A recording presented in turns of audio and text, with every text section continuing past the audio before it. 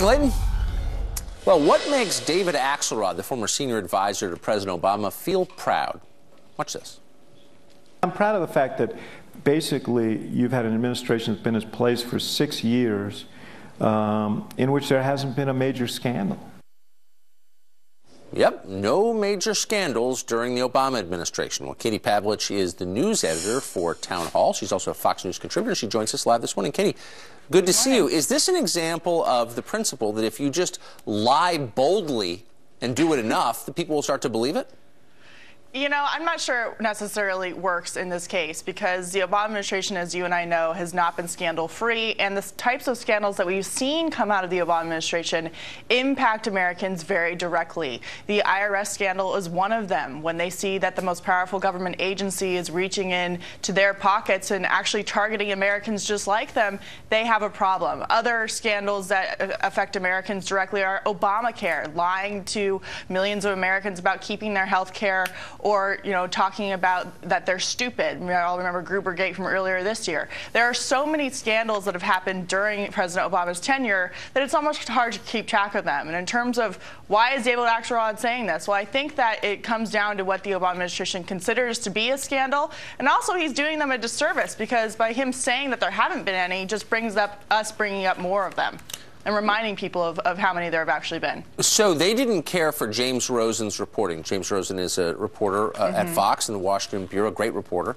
And so they spied on his parents. Right. I wonder if there's ever been an administration that could get away with that. But they did. Well, right. They certainly, maybe David Axelrod doesn't think that the Obama administration has had any scandals and they've gotten away with it, or that they don't consider them scandals because they've gotten away with it. I mean, they have gotten away with scandal after scandal. Operation Fast and Furious is one of them, where hundreds of people in Mexico were killed as a result of that scandal. Federal law enforcement agents were killed. I mean, this administration is like Teflon, as everyone says. And so maybe because they get away with everything, that's why David Axelrod doesn't think that they're actually scandals. But unfortunately... Unfortunately, they have, but they've done so with the complicity of the press, and that's what I find so striking. So there are a lot of reporters, those who cover the administration day in and day out, even liberal reporters, who say there's never been an administration that's been less committed to the First Amendment, the rights of the press, a free and fair press, to cover government, and yet the press continues to gloss over or ignore these ethical lapses. Why is that?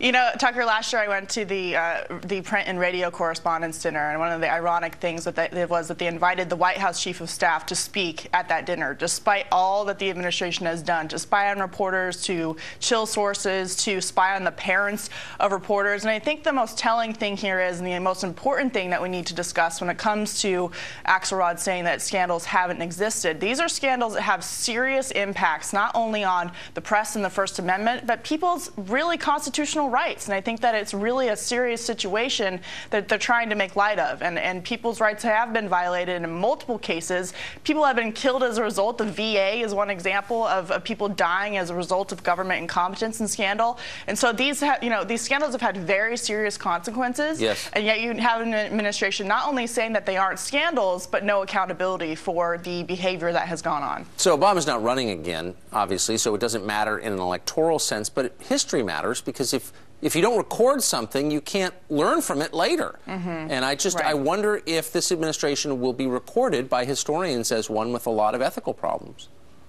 I would hope so, and I would hope that going into the next presidential election on either side of the aisle that the candidates will take a look at government corruption, accountability, and true transparency, and actually following up with campaign promises. You know, the administration is very good at saying one thing, we want to be the most transparent administration in history, and doing the opposite, and David Axelrod saying this administration is scandal-free is exactly opposite of what the facts are.